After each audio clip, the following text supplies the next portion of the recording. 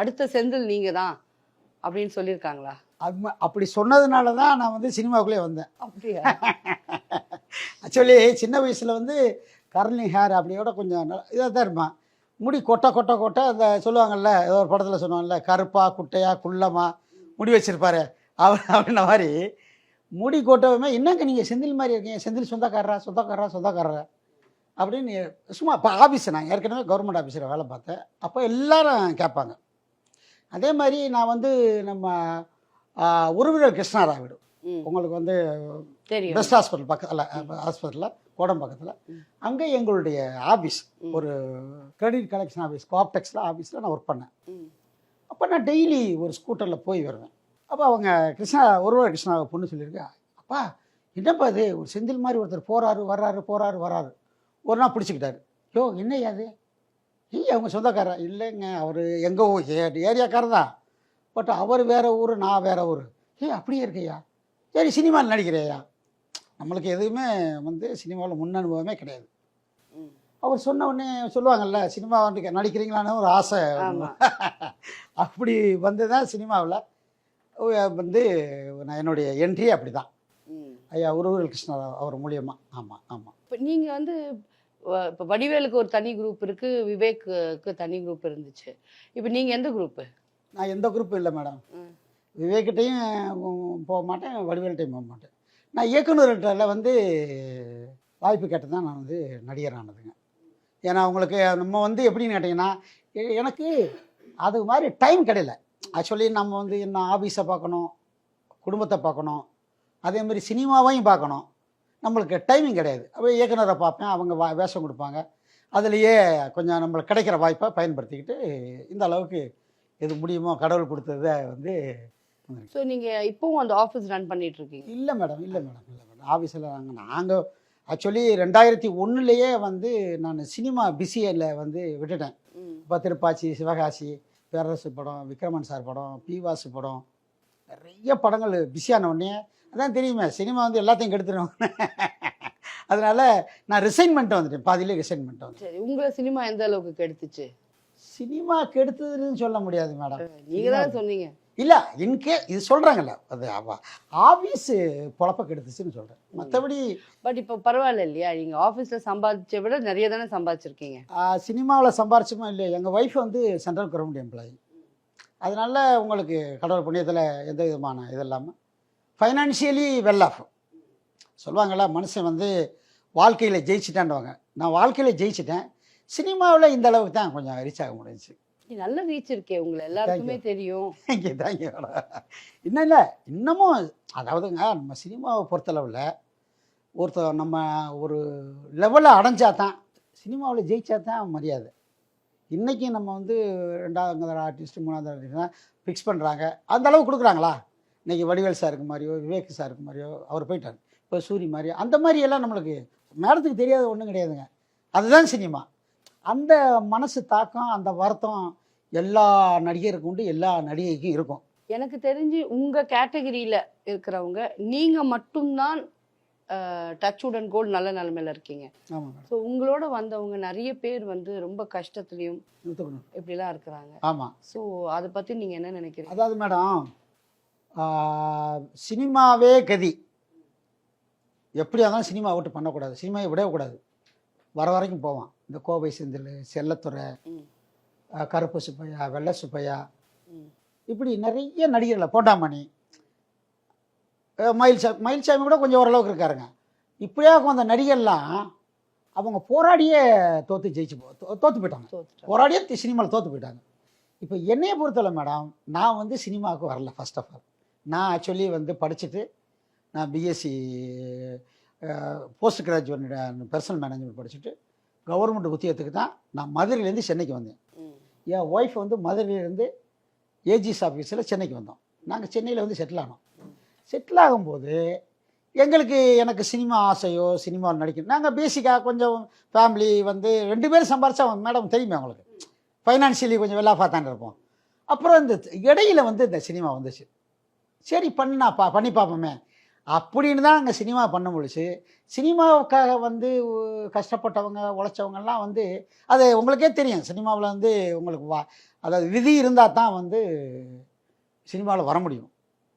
அந்த மாதிரி வந்து என்னுடைய வாழ்க்கை வந்து இந்த மாதிரி வாழ்க்கையில் நம்ம ஜெயிச்சிட்ட போது சினிமாலையும் நீங்கள் சொன்ன மாதிரி மேடம் சொன்ன மாதிரி ஏதோ ஜெயமணியா செந்தில்மா இருப்பா அப்படியா அந்த மாதிரி இருங்க. உங்களுக்கு எத்தனை பசங்க? எனக்கு வந்து மேடம் 2 பையங்க, மூத்தது பொண்ணு, 2 பசங்க. எங்கள் ஒய்ஃப் வந்து ஏஜிஎஸ்சில் ஒர்க் பண்ணுறாங்க. என் பொண்ணு வந்து அது பிஎல் முடிச்சுட்டு எம்பிஏ முடிச்சுட்டு இப்போ வந்து ஒரு ஹெச்ஆராக ஒர்க் பண்ணுறாங்க. அவர் வந்து பெங்களூரில் செட்டில் ஆகிருக்காங்க. என் மருமையை வந்து ஏர்போர்ட் அத்தாரிட்டி ஆஃப் இந்தியா பெங்களூரில் அவர் ஜிஎம் லெவலில் அவங்க பெரிய அவங்க இருக்காங்க. அவங்களுக்கும் ஒரு பையன் பேரன், ஒரு பேரன். அடுத்த பையன் பெரிய பையன் அவன் வந்து பிஇ எம்பிஏ, அவன் எம்பிஏ இன் இதில் படித்தான். எம்பிஏ எம்எஸ் இன் கனடாவில் முடிச்சுட்டு அவன் வந்து அங்கே செட்டில்டு, கனடாவில் செட்டில்டு. சின்னவன் வந்து அவனும் பிஇ எம்பிஏ.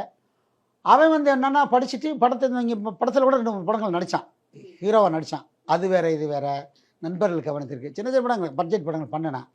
அது வேற இது வேற. நான் நடிச்சிருக்கேன். நீங்கள் நடிச்சிருக்கீங்க? ஆமாம். அதில் ஹீரோ என் பையன் தான், வருஷன்னு சொல்லிட்டேன் உங்களுக்கு. Okay okay. ஆமாம். நடிச்சுட்டு நீங்கள் சொன்ன மாதிரி சினிமாவை பொறுத்தளவில் எவனாலும் சினிமா வந்து தட்டை எடுத்தான்னா விட மாட்டான். என் பையன் என்ன சொல்லிட்டான்னா, அவனுக்கு இந்த சினிமா வந்து அவனுக்கு பிடிக்கலை. இது என்ன டேடி பெருமையாக இருக்கணும். அவன் அப்புறம் எம்பிஏ முடிச்சுட்டு அவன் வந்து இப்போ வந்து கம்ப்யூட்டர் இன்ஜினியர் இருக்கான், பெங்களூரில் இருக்கான். மருமகள் எல்லாருமே தேர் வெல் செட்டில்டு. இப்போ நானும் என் ஒய்ஃபும் ரிட்டையர்டு லைஃபு, பீஸ்ஃபுல்லாக வர வேண்டியது, எதனால் படம் கிடச்சா பண்ண வேண்டியது, இப்படி வீட்டில் ரெஸ்ட் எடுக்க வேண்டியது, உங்கள் மாதிரி நல்லவங்களை பார்க்க வேண்டியது, பேட்டி கொடுக்க வேண்டியது, இப்படி தான் போயிட்டுருக்கு. நீங்கள் வந்து இப்போது விவேக், இல்லை வடிவேலு, சூரி அப்படின்னு தனித்தமாக ஒரு பெரிய காமெடியனா நீங்கள் ஏன் ஆளு? எப்படின்னா மேடம், இந்த சினிமானா என்னன்னே தெரியாது நம்மளுக்கு. இப்போ எப்படி வந்திருக்கலாம்? ஆக்சுவலி வடிவேல் எடுத்துக்கங்க, கஞ்சா கருப்பு எடுத்துக்கங்க, என் சூரி எடுத்துக்கங்க, எல்லா என் விவேக் எடுத்துங்க, எல்லாருமே வந்து சினிமாவில் வர்றதுக்கு முன்னால் அவங்களுக்குன்னு ஒரு டைரக்டரை ஃபாலோ பண்ணி அவங்க போய் அந்த படத்தில் அவருக்கு ஒரு வேஷம் கொடுத்து, சூரிக்கு வந்து பரோட்டா சாப்பிட்டாரு, அது ஒரு அவர் பிக்கப்பு. கஞ்சா கருப்பு வந்து பாலா படத்தில் பண்ணி, அமீர்சார் படத்தில் பண்ணி அவன் பிக்கப்பு. அதே மாதிரி கருணாஸ் வந்து பாலா படத்தில் பண்ணி பிக்கப்பு. இப்படி ஒரே படத்துலேயே அவங்க வந்து காமெடியன் ஆயிடுறாங்க. இப்போ எனக்கு எப்படின்னா மேடம், எனக்கு சினிமாவில் யாருமே கிடையாது, யாருமே கிடையாது. நான் ஏதோ தெரிஞ்ச சினிமா நான் பாட்டுக்கு பண்ணுவேன். முதல்ல போய் இந்த உப்பா கம்பெனியில் போய் காசை விட்டு எல்லாம் பண்ணிக்கிட்டு, அப்புறம் ஐயா காமெடி வீரப்பனை பிடிச்சி உங்களை கூட நான் பார்த்துருக்கேன். ஆக்சுவலி நம்மலாம் ஒரே 93s மேடமெல்லாம் வந்து நீங்கள் கவுண்ட் பண்ணி என்னோட நடிச்சிருக்கீங்க. அதுக்கு பின்னால் போய் நீங்கள் வந்து கேரளாவில் போய் சரி, நான் கூட பெருமைப்படுவேன், நம்ம ஊர் பொண்ணு பெரிய லெவலில் இருக்காங்களாம் சந்தோஷப்படுவேன். அந்த மாதிரி எனக்கு வந்து மேடம் டைம் கிடைக்காது. நான் எப்படி பண்ணுவேன்னு கேட்டிங்கன்னா, ஒரு பிளான் வச்சுக்குவேன், வரிசை எழுதுவேன். டைரக்டர் பி வாசு, கம்பெனி பெரிய கம்பெனி, அது அப்படி போனால் அந்த பெரிய கம்பெனி பெரிய டைரக்டர் என்ன கொடுப்பாங்க? இப்போ சின்ன பட்ஜெட் கம்பெனி படத்தில் போனால் தான் சரி, எதனால ஒரு பெரிய கேரக்டர் கொடுத்து பண்ணுவாங்க. நான் வந்து இப்படி கணக்கு போட்டு இந்த படம் ரிலீஸ் ஆகுமா ஆகாதா, இந்த டைரக்டர் பெரிய டைரக்டராக இல்லையா. ஆனால் மேடம் 98% ஏன் 99% படங்கள் வந்து நான் நடித்த அத்தனை படம் ரிலீஸ் ஆகிருக்கு. அதுவே வந்து ஒரு பெரிய நல்ல கால்குலேஷன் தெரியுங்களா? Super calculation. அது நான் உங்களுக்கு கங்க்ராச்சுலேட் பண்ணுறேன். ஏன்னா எந்த ஒரு படம் வருதோ ஏதோ வருதோ நம்ம நடிக்கல, இது ரிலீஸ் ஆகுமான்னு தெரிஞ்சுக்கிட்டு அதில் கம்மி சம்பளமாக இருந்தாலும் போய் நடிக்கிறதுன்றது ஒரு புத்திசாலித்தனமான. நீங்கள் ஓகே மேடம், நீங்கள் சொல்கிறது கரெக்டு தான் மேடம். அத்தம்பெரிய டைரக்டர் அத்தம்பெரிய படத்தில் ஒரு த்ரூ அவுட் கேரக்டர் கொடுக்க மாட்டாங்களா மேடம்? நீங்கள் பார்க்குறீங்க, அந்த நீங்கள் சொன்ன மாதிரி ஒரு சீனு தான் நடிப்பேன், அந்த ஒரு சீனும் எனக்கு பேர் வாங்கி கொடுக்கும். எல்லா படத்துலையும் பார்த்தீங்கன்னா அதனால தான் நம்ம வந்து கொஞ்சம் ஃபெமிலியர் ஆக முடிஞ்சு. நம்ம நடித்த படங்கள் எல்லாமே ரிலீஸ் ஆகுது. இது வந்து அந்த சினிமா ஃபார்முலா இல்லையே மேடம். ஒரு படம் இப்போ வந்து ஒரு சூரி பெரியாளாக இருந்துக்கிற ஒரு பரோட்டா தான், கஞ்சா கருப்பு கொண்டு தான், லொடுக்கு பாண்டி கருணாஸு, அந்த தாக்கம் வந்து இப்போ நம்மளுக்கு அடடா இது நம்ம விட்டுட்டோமே அப்படின்னு நினைப்பேன்.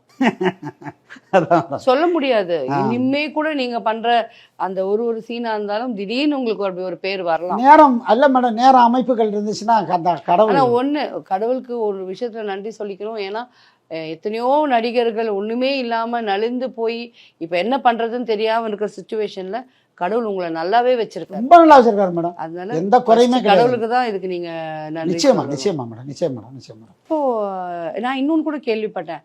இப்போ சினிமாவில் வந்து ஒரு சீன் 2 சீன் இல்லை ஒரு நாள் ஒர்க் அப்படின்னா ஒரு கம்மியான சம்பளத்துக்கு உங்கள் கேட்டகரி அந்த மாதிரி ஆளுங்க செய்கிறாங்க இல்லையா? பட் இவங்க வந்து கலை நிகழ்ச்சிகளில் தான் நிறைய சம்பாதிக்கிறாங்க. இது ஊர் ஊராக போயிட்டு அதில் பட் அதுலேயும் ஏமாத்துறாங்கன்னு கேள்விப்பட்டேன். அதுலேயும் ஃபுல் பேமெண்ட் வர்றதில்ல அப்படின்ட்டு.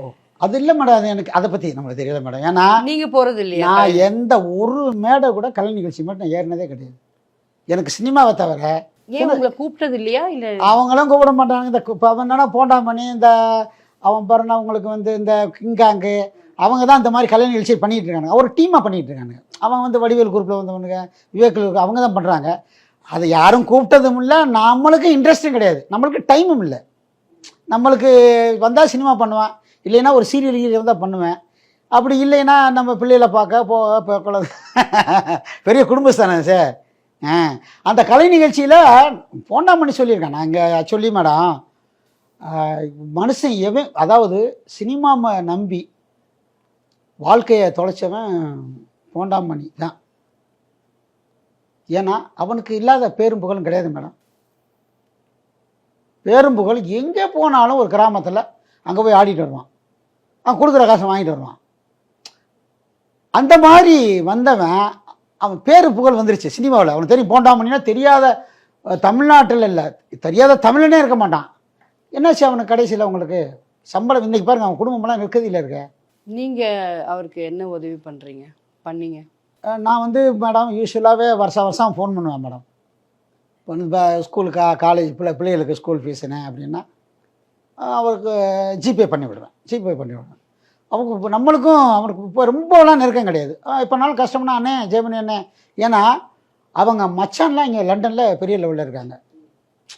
அப்போ போய் அவன் புலம்புவேன், அண்ணே இப்படி இருக்கேன். நான் கூட சத்தம் போடுவேன், ஏப்பா நீ ஏன் சிரமப்படுற, நீ அங்கே போகணும். இல்லைண்ணே நான் வந்து சினிமாவுக்கு அந்த வந்து நான் என்னுடைய வாழ்வை சாவங்க தான்வான். அந்த அளவுக்கு தான் உங்களுக்கு பெரிய. சரிங்க ஜெயமணி அண்ணா, நிறைய பேசியாச்சு, ரொம்ப சந்தோஷம்.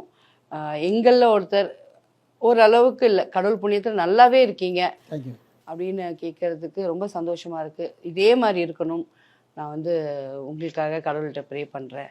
அண்ட் முடிஞ்ச வரைக்கும் உங்களுக்கு வாய்ப்பு தேடி வரும்போது நம்ம கூட இருக்கிற சக நடிகர்களுக்கும் சார் இவங்களுக்கும் ஒன்று கொடுங்க அப்படின்னு சொல்லிட்டு தயவு செஞ்சு நீங்களும் இனிமேல் நீங்கள் போகிற கம்பெனிஸோ டைரக்டர்ஸ்கிட்ட கொஞ்சம் பேசுங்க. Thank you madam. என்ன ரெண்டாவது மேடம், இப்போ நான் இப்போ படங்கள் கம்பெனிக்கு போனால் கூட யாருனாலும் ஒரு ஆர்டிஸ்ட் வந்தோன்னா நான் சொல்லுவேன், போண்டாமணி அந்த சின்ராஜ், நான் எல்லாருக்கும் சொல்லுவேன். அது எல்லாருமே அவங்க தான் கூப்பிடுவாங்க. அப்படியெல்லாம் அந்த அந்த ஒருத்தருக்கு ஒருத்தர் உதவி செய்கிற குணங்கள்லாம் இருக்குங்க. ரொம்ப சந்தோஷம் மேடம். தேங்க்யூ.